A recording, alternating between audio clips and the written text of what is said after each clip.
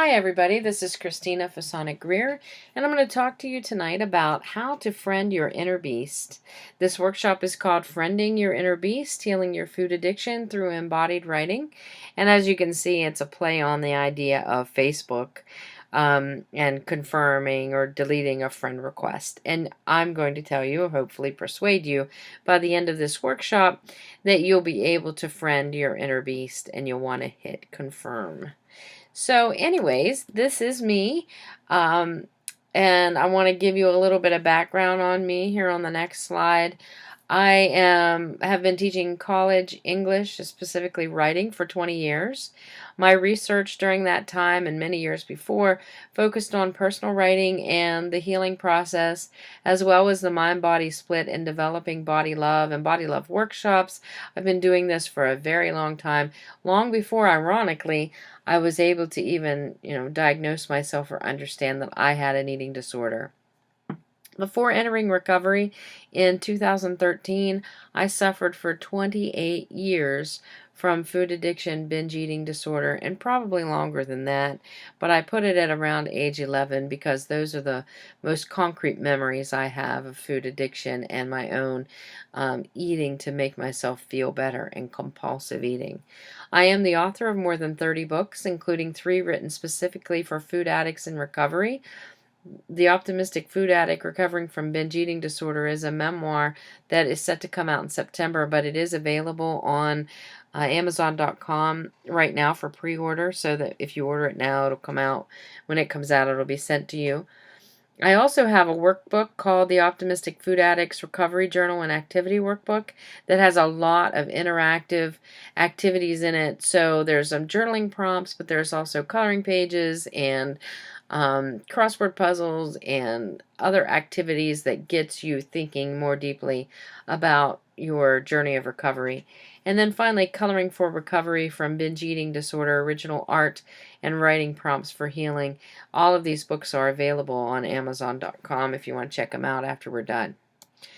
Anyway, so today in this workshop, you will learn how to identify your inner beast or eating disorder, how to find out what your inner beast wants, how to find out what you want from your inner beast, how to feed or nourish your inner beast, how to let your inner beast go or help it transition to becoming an ally in your recovery, and of course why we're doing all of this. So friending your inner beast, here's a couple concepts. So really what's happening in this workshop is there's 2 concepts here. Feeding Your Inner Demons by Soul Tremor, and then my work with eating disorders and embodied writing, which is some of what we're getting into in this workshop. Both Leonis and I have built upon the research of others and the teachings of others to create our methods, and these concepts really fit together well because it's all about the mind-body split. So who is Soul Tremor? She was born in Maine in 1947. She became one of the first American women to be ordained as a Tibetan nun. And Lama Tsotrön focused her teachings on the lineage of Makig Labdrön, the 11th century Tibetan yogini who founded the Cho lineage, which is what this is all about. The practice that we are doing is from a lineage called Cho, or a practice called Cho. It's spelled Chod, but it's pronounced Cho. And these were all compiled and explained very well for the Western audience in a book that Soul Tremor wrote called Feeding Your Demons, Ancient Wisdom for Resolving Inner Conflict. When I read this book, I actually happened upon it because my therapist said, you might want to read this. I did some work on this a while ago, and it might be helpful to you as you continue your recovery process. I picked up the book, and I read it in an afternoon, fell in love, applied the concepts to my own recovery, and was very happy by the end result. And so that's why I'm teaching you about it today. So here's a basic primer on what this whole concept of feeding your demons is. Leonis says that we really get nowhere in life when we continue to battle our demons, because all we're doing is waging war. But even if we end the war, that's not really the end of our struggle with whatever it is that's haunting us. She uses the myth of Hercules, and some of you might know Hercules from an English class somewhere, or just from popular culture. He is the guy who is like half God, and he had all these struggles that he faced from the very beginning of his life when a snake was sent into his crib to kill him by his stepmother. And of course, he was able to fight it off, but he went on to do the 10 trials or labors of Hercules, like fighting the Hydra of Lerna and all of these other incredible tasks. But what Alione gets us to think about in terms of Hercules is, so he fought his enemies and he won and he kept winning, but the fact is he had to keep battling his enemies. What would have happened if he would have talked to those people, those gods, those animals, whatever it was that he was battling, and tried to friend or make peace with them? Would he have had a better lifelong outcome? Because if you remember, in the end, Hercules dies after he puts on a poisonous, like tunic or something, and they catch his body on fire and send it out to sea after he's dead, on a funeral pyre. So not exactly the best way to live a life, and yet he's given this high value. And I think what Alione's trying to tell us is that in Western culture, we're taught to beat the crap out of things, but that only subdues the monster, the beast, the demon for so long. We have to keep fighting. What if we thought about it differently? She says, rather than ever achieving final victory, we become engulfed by the struggle, which holds us captive. So we become enamored with this battle. We battle cancer, we battle Alzheimer's disease, we battle food addiction. But what if we found a way to find out why it's here, what it wants, and gave it that? So in contrast, she notes, the approach to feeding rather than fighting our demons provides us a way to pay attention to the demons within us, avoiding the dangers of repressing what we fear inside ourselves. Facing and feeding our demons avoids the creation of a raging monster that wreaks destruction both in us and in the world. And so her way of thinking is that if we can find a way to feed that demon, and in our case, friend our inner beast, we might actually be able to free ourselves of it, which seems ironic, but I can tell you, having followed her suggestions and adding more of my own to it, that this method is working so far. So she says that there's about 5 steps to feeding your demon. First, find the demon in your body, then personify the demon and ask it what it needs, become the demon, feed the demon and meet the ally, and finally rest in awareness or contemplate what you have learned. I added a twist to it. After reading Leonis Techniques and the theories behind them, I felt there was much potential here for food addicts in recovery. In fact, Leonis talks about using this as a tool for eating disorder recovery, but she doesn't go into a lot of specifics about that, at least in this book that she wrote. She might do that at her retreat. I'm not really sure, but I wanted to take it. It just seemed to be something that we could use as a springboard for a continued recovery. So I combined her 5 steps with embodied writing practices that ask readers to dig even deeper. The remainder of this workshop will focus on the practice I created with Leonis's work as the backbone. I call it Friending Your Inner Beast. If it does not work for you the first time, keep trying. Even Leonis says it might be necessary to repeat these steps over and over for the best results. So I say here, if you downloaded the workbook, open it to page 1 now, because it will help you if you can have it on your desk in front of you. So take your workbook out, and I sent that out in an email, but I can send it again when I send out this video. Step 1, depicting finding your inner beast in your body. If you haven't already done so, now is the time for you to depict your inner beast either in a drawing or image you found online. Personify your beast. Give it 2 arms and 2 legs. Give it eyes and a face. What does your eating disorder look like? What color is it? What shape is it? What size? What's it wearing? If you aren't good at drawing, then write down these qualities. The most important thing is to develop the image in your body and mind. Is your eating disorder scary looking? Is it funny? Quirky? Let the images flow out of you. I think the big mistake that people make when they start thinking about ED or eating disorder or food addiction, whatever it is you call it, that they think it's just this monster hell-bent on revenge and horror. But what I've learned is that that is not what's happening. Your inner beast, your inner demon, food addiction is there and was put there to help you. And it's your job to figure out, and I think you can through the steps in this workshop, to figure out what its purpose is, why it's there, and how you can help it help you. So here's a picture of my inner beast. And you can see I've got an antenna for reading minds because it was so important to me all those years to figure out what people were thinking so that I could morph into whatever it is that they wanted. It was always about blending in or being accepted. I've got a third eye there for detecting future danger. As a little girl, I just never knew if my dad was going to be in a bad mood or in a good mood when he got home.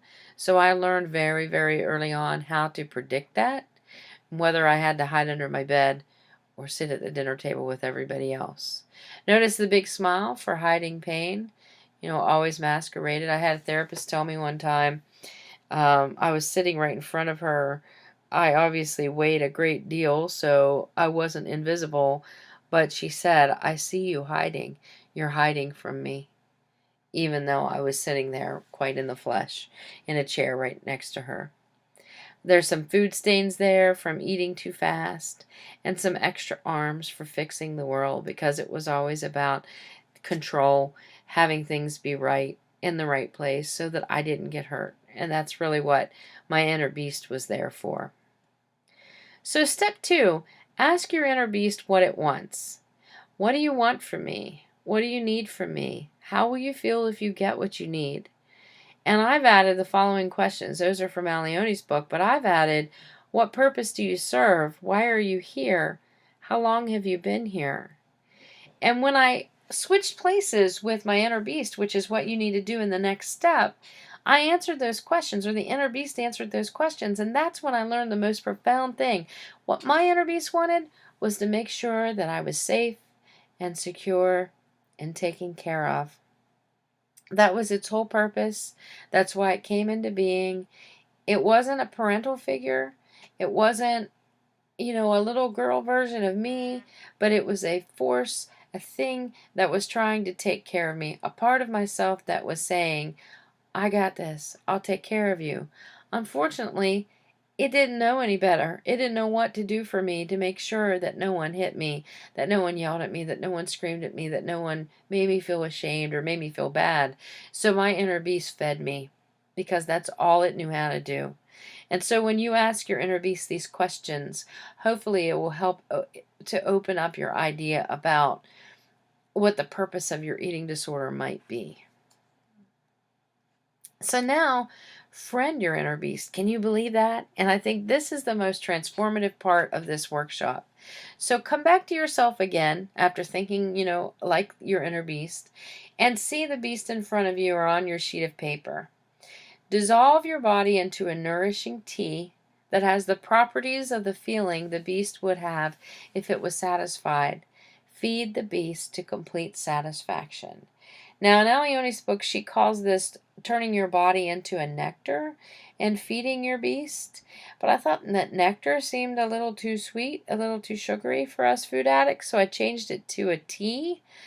And if you think about what your inner beast wants, what it needs to feel nourished, to feel happy, to feel satisfied.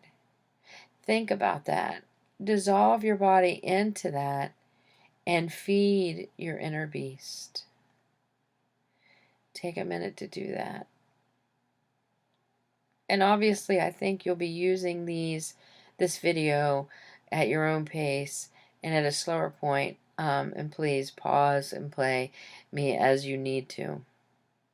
When you've done this, when you've fed to your beast and your beast is full, then write, how does your beast look now? Did she gain weight? Is she fatter? Is she skinnier? Is he happy? Does he have a smile on his face? What does your inner beast look like? What feeling did you feed it? Did you feed it contentment? Did you feed it love? What did you feed your inner beast? Most importantly, though, how do you feel now? For me, when I got to this point where I fed and nourished my inner beast, I felt like the weight of the world had lifted off my shoulders. I felt satisfied in my soul, in my heart, in my body. I felt a physical change once I had done this. Step 4, meet your new friend. Now, Leonis says that sometimes after this type of nourishing of your inner beast, the satisfying of your inner beast, that it disappears. But other times it becomes our ally. Mine did that. I'm glad to say, and I got to tell you, I was afraid when I realized that my inner beast, my eating disorder, having been with me for so long, might be gone forever. Because what would that mean? What would happen to me if it was gone forever? And it sounds ridiculous because we want to be rid of this addiction, but at the same time, the thought of it going away forever scared me to death. And what ended up happening is my inner beast became my ally. If your inner beast is still there after your session, and mine was, then ask it the following questions. How will you help me? How will you protect me? What are the terms of our new relationship? What can I do to make sure that your protection will not involve urging me to have compulsive eating behaviors? And what tools can I create or use to ensure that we remain friends? And so let me dig into some of these. When I asked my inner beast, how it can help me and what are these terms, what I learned was my inner beast came about because I needed safety, I needed security, I needed to feel like I was being taken care of. And so now we have an agreement that when my inner beast says, hey, you're tired, that I listen, that I lay on the couch and prop up my feet, that I go upstairs and I go to bed. If my inner beast says, hey, you're really lonely, instead of eating, and instead of my inner beast telling me to have something to eat, then I'll phone a friend. I'll drive to the store, I'll go to the mall, I'll go to the museum, I'll go online, I'll find a way to not be lonely. And so building those tools that so that you can ensure that a friendship remains and that this relationship is a beneficial one is really important. And that might mean using meditation more often to remain close to yourself. It might mean going to bed early. Instead of staying up until 2 o'clock in the morning on your phone, maybe it means that you set an alarm for 11 o'clock, and when it goes off, you go to bed. It might mean, just taking better care of yourself and setting up that type of thing where your life is, you're living your life and you're not running away from it and procrastinating and being tired and not getting anything done. In my new book that I'm working on now, which is about how I have managed to rebound from a relapse from food addiction, I talk about 10 different tools that we can use to create, I don't want to say walls because I don't like the idea of walls, and it just seems too closed in, but it creates a relationship with yourself, a beneficial one that promotes recovery instead of deters it. So once you have answered those questions about, how will you help me? How will you protect me? And what are the terms of our new relationship? And building some of those tools. Move on to the final step, which is to me the most important of all the steps, and that is reflection. In order to make something stick, we have to reflect on it. I tell my students that all the time.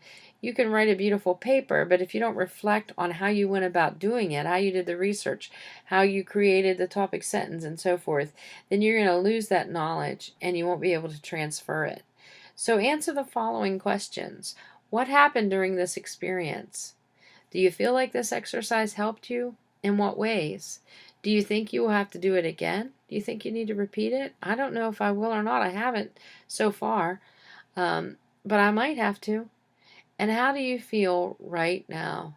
And again, I can tell you that when I completed this exercise that we've been talking about in this workshop, I felt an overwhelming sense of relief, of safety, security, of all those things that I had been asking or that my inner beast had been doing for me all of those decades.